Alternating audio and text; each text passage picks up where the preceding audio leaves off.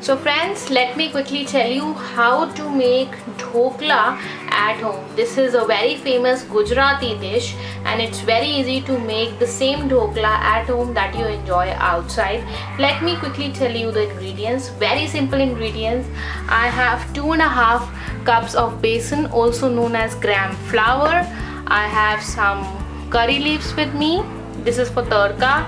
I have some fresh coriander leaves with me. This is for garnishing. Some green chilies, around 3 of them. This is also for tadka. Then I have 1 tablespoon of salt, 1 tablespoon of baking powder, 1/4 teaspoon of baking soda, 2 tablespoons of sugar. I have extracted lime juice from 1 lime, and I have some water with me. This I'll use for my batter preparation and as well as for my sugar syrup preparation. I have a tray with me. I'll grease this tray with some cooking oil because I use olive oil, so that's the olive oil I'll be using. Half a tablespoon for greasing my tray and around 2 tablespoons for making the tadka or the sugar syrup. So let me quickly tell you the next step for making the dhokla. Let's transfer the turmeric and salt and lemon juice into the mixture. Just a pinch of turmeric is enough, otherwise it will look more yellowish. Tablespoon of salt,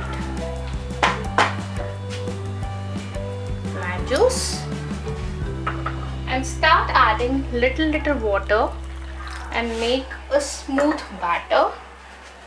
Not very runny, not very thick. If your batter is very thick, your dhokla will not fluff enough. And see, the smooth batter is ready. Batter is of pouring consistency. Let's keep it aside for 30 odd minutes and then let's get started. Let's start making the sugar syrup. Let me tell you how to slit your green chili. Just in between like this, if you can see. Slice like this. And here you can get 2 different parts of the green chili that we'll be using in our tadka. I'll be using some mustard seeds as well, which I missed introducing in my tadka. Let's get started to make the tadka first. 2 tablespoons of olive oil or refined oil. Allow it to cook first. Your mustard seeds. And once the mustard seeds are done, we'll add in our curry leaves. The mustard seeds are cooked now. Time to add in your curry leaves. Cook your curry leaves till they are little brown in color, and then we'll add our water. See, the curry leaves are also cooked. Now add in around 2 cups of water. Be careful. To a boil, then we'll add our sugar and green chili. The water is boiling now. Time to add in the green chili and your sugar. So you can vary the quantity of sugar, the kind of taste you enjoy. Now allow it to boil for some more time till the solution is little thick, not one thread consistency, just little thick. Sugar syrup is ready. Just squeeze in little lemon juice and it's entirely done. Now let's keep it aside and focus on our dhokla. Time to grease your tray. 1 tablespoon of oil into it. Now with the help of your hands, just grease it properly from all the sides, and then we'll invert our dhokla mixture in it. 3 minutes is up. My water is boiling. Time to add in the baking powder and the pinch of baking soda and whisk them till they are all dissolved. You can see the mixture will start rising. That's because it already contains some lime juice, and baking soda and baking powder actually reacts with lime juice. Now transfer this mixture in your greased tray.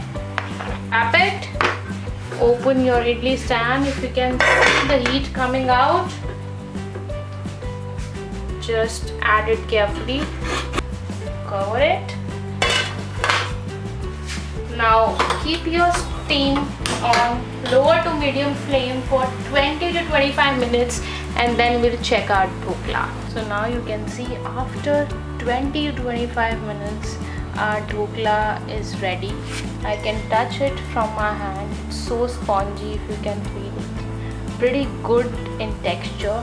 Now allow it to cool for around 15 minutes. Then we'll cut our dhokla in the desired shape. Now my dhokla has cooled down. With the help of a knife, carefully remove it from the sides. Like this. And here is the sponge ready in front of you. Now you see how fluffy it is and how spongy it is. That means our dhokla is perfect. Now it's a time to cut this dhokla into the desired shape. Beautiful dhokla has come out so well. Now I have the sugar syrup with me. Apply like this on all the pieces so that it absorbs all the sugar syrup. Garnish this with some coriander leaves. These has to be little fresh. Now keep this dhokla in your refrigerator for around 15 odd minutes and then we'll add our remaining sugar syrup on the top of it. So after 15 minutes my dhokla is little cold now, taken out from the refrigerator, and this is the remaining syrup. I will be pouring this again onto my dhokla. So here's the final dhokla and it looks so tempting and it's so spongy. Let me show you the sponge. See, this is so spongy, the perfect dhokla. I hope you have enjoyed the video. If you have, please do not forget to subscribe to my channel. Keep liking and commenting too. Please do share your feedback in the comment box. Please do let me know which all recipes you want me to make out. I'll see you next Wednesday on the same channel. Thank you and bye-bye.